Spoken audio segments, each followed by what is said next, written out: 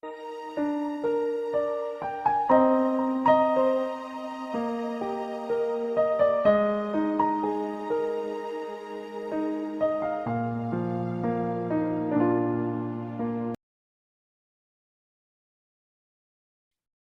Ibu Bapak yang dikasihi oleh Tuhan Yesus, mari sebelum kita bersama-sama menggumuli renungan kita pada pagi ini, kita mohon hikmat Tuhan, kita berdoa.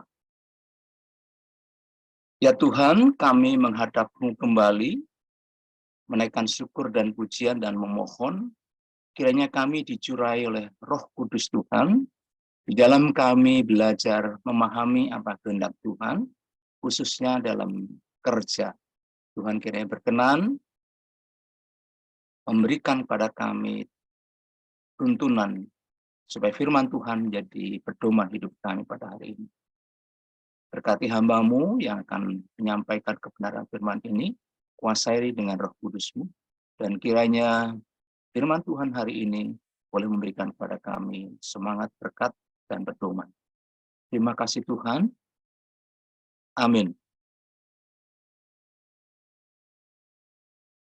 Ibu Bapak sepersekutuan dalam Tuhan Yesus, bacaan kita hari ini dipetik dari Yohanes 9 ayat 4. Saya memberi judul renungan pada hari ini adalah bekerjalah selama masih siang. Yohanes 9 ayat 4 yang menjadi nats yang akan kita gumuli bersama pada hari ini akan saya bacakan untuk kita semuanya.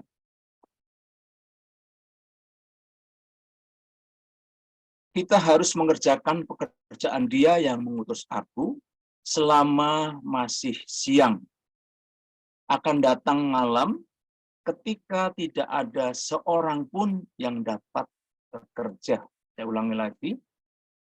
Kita harus mengerjakan pekerjaan Dia yang mengutus aku selama masih siang. Akan datang malam ketika tidak ada seorang pun yang dapat bekerja. Ibu Bapak, perikop saat ini adalah tentang pelayanan atau kerja Tuhan Yesus. Saat itu menyembuhkan seorang orang buta yang buta sejak lahir.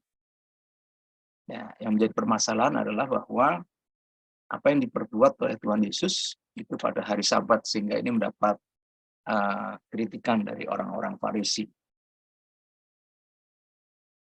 Ibu Bapak yang dikasihi oleh Tuhan Yesus, konon menurut perhitungan para ahli demografi tahun 2020 sampai 2030 Indonesia memasuki tahun bonus demografi atau demographic bonus atau demographic dividend. Namun Badan Pusat Statistik BPS memperkirakan bonus demografi terjadi pada kurun waktu 2020 sampai 2040. Bonus demografi adalah keadaan di mana pada kurun waktu tersebut kondisi masyarakat Indonesia akan didominasi oleh usia produktif, usia 15 sampai 64 tahun. Diperkirakan jumlahnya mencapai 64% jumlah yang produktif ini. Sisanya adalah non-produktif, yaitu anak-anak dan lansia. Jumlah penduduk diperkirakan akan berada di angka 297 juta jiwa. Ya, ini yang perlu Bapak Ibu ketahui. Data tahun 2022 BPS menyatakan bahwa jumlah lansia berada di angka 10,54% dari jumlah keseluruhan penduduk Indonesia, atau sekitar 31.320.000. Nah, dari jumlah ini 48,19%-nya adalah lansia pria. Dan sisanya 51,81% itu adalah lansia wanita. Lansia wanita lebih banyak karena pandai merawat tubuh, pandai menjaga kesehatan, sehingga jumlahnya besar. Dan juga memang jumlah penduduk Indonesia diperkirakan 50-50 antara pria dan wanita. Bapak Ibu, data di atas menunjukkan bahwa yang pertama, jumlah tenaga kerja produktif akan tersedia cukup. Yang kedua, perkembangan ekonomi akan meningkat karena angkatan kerja produktif akan meningkatkan produktivitas. Nah, cara kerja yang cepat dan efisien akan terjadi oleh orang-orang muda. Yang ketiga, sektor pendidikan akan sangat vital untuk mencetak tenaga kerja andal. Jadi betapa pentingnya pendidikan itu nanti. Makin penting pendidikan itu nanti. Yang keempat, pendapatan per kapita tenaga kerja muda akan meningkat. Nah, imbasnya dapat kita rasakan juga karena anak-anak kita yang masih bekerja produktif akan mendapatkan income yang lebih besar, ya. Dan tentu apa namanya setoran kita juga makin besar, ya. Mudah-mudahan. Sisi negatifnya juga ada, yakni jika tenaga kerja produktif tersebut tidak dibekali dengan pengetahuan yang memadai, hasilnya akan mencetak tenaga kerja yang tidak berkualitas sesuai dengan tuntutan kerja. Maka ujung-ujungnya mereka tidak laku kerja dan berdampak pada tambahnya jumlah pengangguran. Persaingan kerja akan sangat tajam dan tenaga kerja yang memiliki keterampilan pas-pasan akan tergilas oleh persaingan kerja. Apabila bonus demografi tidak dikelola dengan bijak, maka akan sia-sia jumlah tenaga kerja produktif yang ada. Jika ini tidak berhasil, kita akan masuk pada masa aging demographic atau aging population, di mana jumlah lansia akan bertambah, terjadi penumpukan warga usia lanjut. Yang menjadi pertanyaan kita, di mana peran lansia atau adiuswo secara umum, dan khususnya para pemayu di lingkungan gereja atau klasis Jakarta bagian timur pada masa bonus demografi tersebut. Ibu Bapak yang dikasihi Tuhan Yesus, meskipun pada masa bonus demografi yang akan berperan dan mendapat perhatian lebih adalah tenaga kerja produktif, tetapi kenyataannya dalam perputaran roda perekonomian di Indonesia, mereka yang tergolong lansia malah menjadi penggerak yang luar biasa. Secara posisi serta mental, mereka adalah golongan yang sangat matang. Saya kira Bapak Ibu bisa paham apa yang dimaksud.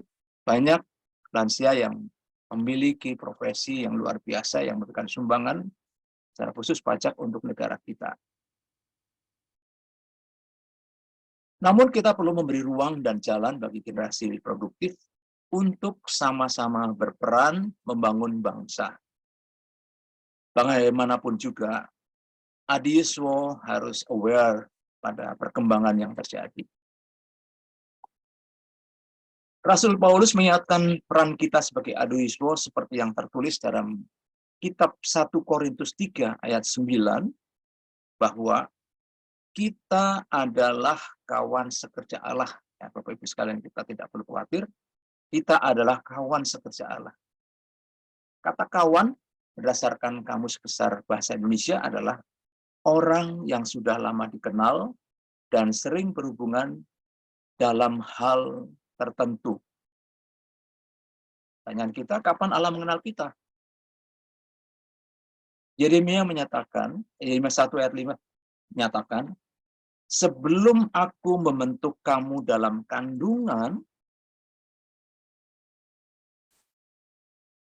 aku mengenalmu. Sejak dalam kandungan, Allah telah mengenal kita. Dan Mazmur 139 ayat 16 menyatakan, matamu melihat selagi aku belum berbentuk. Artinya Allah sangat mengenal siapa kita. Sedang sekerja artinya satu pekerjaan, sama-sama sepekerjaan. Dalam hal ini Allah yang berinisiatif dan kita melaksanakan inisiatif Allah. Semua yang ada dalam diri kita, Allah mengetahui dengan tepat, Allah mengenal dengan tepat. Kecuali itu, kita yang dinyatakan sebagai bangsa atau umat terpilih telah dianugerahi berbagai karunia yang berbeda-beda, seperti yang tersurat dalam Roma 12 ayat 6. Pertanyaan muncul, untuk apa karunia yang berbeda-beda itu? Dari Efesus 2 ayat 10 kita dapat mengetahui bahwa, dan langsung memberikan jawaban atas pertanyaan tadi, karena kita ini buatan Allah, diciptakan dalam Kristus Yesus untuk melakukan pekerjaan baik. Kita buatan Allah diciptakan dalam Kristus untuk melakukan pekerjaan baik yang dipersiapkan Allah sebelumnya. Ia mau supaya kita hidup di dalamnya, yaitu melakukan sesuatu kebaikan sebagai ciptaan di dalam Kristus. Lalu apa inisiatif Allah? Yaitu supaya kita membantu karya anaknya Tuhan Yesus yang diutus ke dunia untuk menyelamatkan umat, mendatangkan damai sejahtera bagi seluruh umat. Menjadi kawan sekerja Allah berarti kita juga harus berkawan dengan anak Allah, yakni Kristus Yesus yang saat ini dalam bentuk Roh Kudus di dalam kehidupan kita. Inilah yang harus kita lakukan sebagai adiuswo, kawan sekerja Allah. Ibu Bapak, sahabat doa yang terkasih, saya mengajak Ibu Bapak tetap fokus dengan peran kita masing-masing. Kita tidak perlu khawatir dengan adanya masa bonus demografi.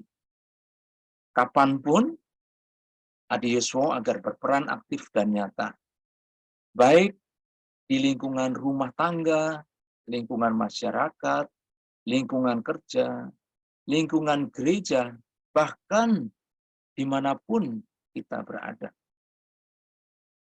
Toh selama ini kita sudah melakukannya dengan baik, berperan sebagai teman sekerja Allah. Surat Injil Yohanes 9 ayat 4 tadi menyatakan, kita harus mengerjakan pekerjaan Dia yang mengutus aku selama masih siang. Akan datang malam ketika tidak ada seorang pun yang dapat bekerja. Ibu Bapak, jadi kita tidak perlu menunda-nunda waktu. Ada masa bonus geografi atau tidak, saat inilah waktunya kita untuk terus bekerja. Selama hari masih siang, selama masih dikaruniai kemampuan, tidak perlu menunggu masa keemasan akan terjadi. Saat ini waktunya untuk terus berkarya. Sebab ketika sudah tiba saat malam hari, di mana daya kita makin habis, kemenatan muncul, dan kita tidaklah dapat lagi melakukan apa-apa. Di mana tanggung jawab kita sebagai kawan sekerja Allah? Kita akan merasakan sia-sia atas karunia hidup yang Allah berikan. Kita akan merasa menyesal terus karena tidak dapat memberikan sesuatu yang berguna bagi orang lain, terlebih untuk pelayanan kepada Tuhan. Ibu Bapak, lalu apa implementasi perikop Nats yang kita gumuli pada saat ini? Di dalam persekutuan kita di Komayu GKJ Bambu Kuning, sudah banyak yang kita lakukan. Sangat banyak. Hanya mungkin kita perlu mempertajam tujuan pelayanan kita dengan memberikan penekanan pada arah, metode, dan orientasi pelaksanaan program. Langkahnya, yang pertama, program pelayanan kita harus dapat memberi nilai tambah, baik bagi kita maupun generasi muda, generasi di bawah kita. Secara khusus, hidup kita harus selalu berdampak pada keteladanan baik. Perlu kita berkolaborasi dengan komisi-komisi muda. Memperbanyak kolaborasi dengan komisi-komisi muda, supaya keteladanan-keteladanan kita dapat kita teruskan, kita tularkan kepada mereka. Yang kedua, perlu menjaga keseimbangan antara pembangunan iman dan peningkatan kuantitas pelayanan yang dapat memberikan kepuasan batin. Ya, PA, PD, Saresehan, tentang iman Kristen, tentang pengajaran Tuhan Yesus, jangan dilupakan, harus seimbang dengan kegiatan-kegiatan yang sangat banyak yang selama ini sudah kita lakukan. Yang ketiga, menciptakan karya produktif untuk menyalurkan hobi dan menambah keterampilan secara personal maupun kelompok, sehingga dapat menjadi tambahan wawasan dan tambahan sumber pendapatan kita, sehingga kita tidak menggantungkan diri pada orang lain. Perlu berbagi pengetahuan, kiat-kiat yang Bapak Ibu lakukan dan berhasil, ya, baik untuk menyenangkan, syukur-syukur dapat menjadi sumber pendapatan kita, sehingga kita tidak menggantungkan pada orang lain. Yang keempat, memperbanyak pertemuan-pertemuan untuk kepentingan sharing masalah kerohanian, pengetahuan kekinian, misalnya IT, digitalisasi, masalah politik, sehingga kita tidak bingung-bingung ketika orang berbicara tentang peranan Gibran yang seperti ini, peranan partai-partai politik yang makin terbuka untuk menyampaikan apa tujuan inti mereka menjadi sebuah partai dan apa cita-cita mereka untuk membangun bangsa. Tentang kesehatan, tentang kehidupan yang harmonis, baik dalam keluarga maupun kehidupan bermasyarakat, dan lain-lain masih banyak. Perlu sharing-sharing seperti itu kita lakukan. Yang terakhir yaitu membuat skala prioritas tentang kegiatan dan waktu. Tuhan tidak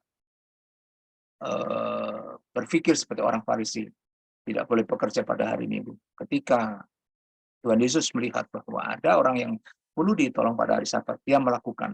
Meskipun orang Farisi mengacap bahwa dia berdosa karena telah melanggar hukum Taurat. Kita perlu membuat skala-skala prioritas, bagian-bagian mana yang penting, dan juga waktu prioritas yang juga tidak bertabrakan dengan kegiatan-kegiatan lain, sehingga akan menyulitkan di dalam pelaksanaan. Yang lebih penting lagi, Bapak Ibu yang dikasihi Tuhan Yesus, kita harus membangun kesetiaan untuk melaksanakan kesepakatan. Sudah ada RKAK, sudah ada jadwal-jadwalnya.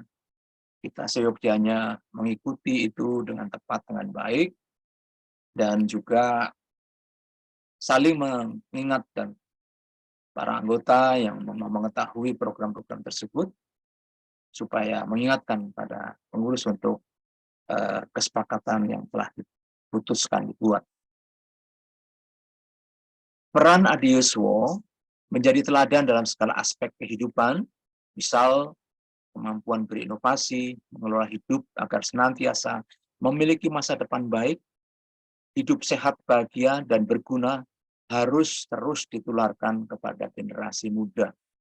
Ini legasi kita, ini warisan kita, untuk membuat generasi berikutnya baik, bahkan lebih baik dari kita. Kata-kata kunci yang perlu menjadi pegangan kita sebagai Adiuswo, ya, tadi kita sebutkan Adiuswo sebagai teman sekerja Allah, adalah bekerjalah saat ini. Dan kunci berikutnya adalah berikanlah yang terbaik bagi Tuhan. Ibu Bapak, teman sekerja Allah, bekerjalah saat ini selama masih memiliki banyak kemampuan dan kesempatan. Dan jangan lupa, selama masih siang, bukan besok-besok. Sebab ketika saat malam datang, saatnya untuk beristirahat, saat stamina sudah berkurang, dan produktivitas menurun. Sangat elok jika Tuhan Yesus datang, kita sedang melakukan suatu kebaikan, suatu karya yang berguna, yang berkenan sesuai dengan yang Kristus kehendak. Dan satu lagi, berikanlah yang terbaik bagi Tuhan. Ini konsep kerja Kristiani yang juga konsep kerja Adios Logika di Bambu Kuning. Seperti pesan dalam kitab Kolose 3 ayat 23. Apapun juga yang kamu perbuat, perbuatlah dengan segenap hatimu, seperti untuk Tuhan dan bukan untuk manusia. Jika segala sesuatu yang kita kerjakan terfokus hanya untuk Tuhan, pasti hasilnya akan terbaik. Bila Bapak Ibu tidak percaya, silahkan buktikan.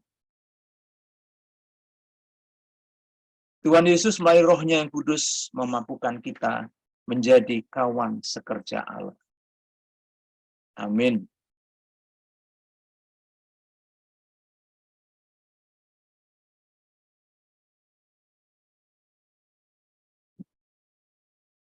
Kita masuk ke saat hening untuk mengendapkan, merenungkan, menyimpan, dan menghayati.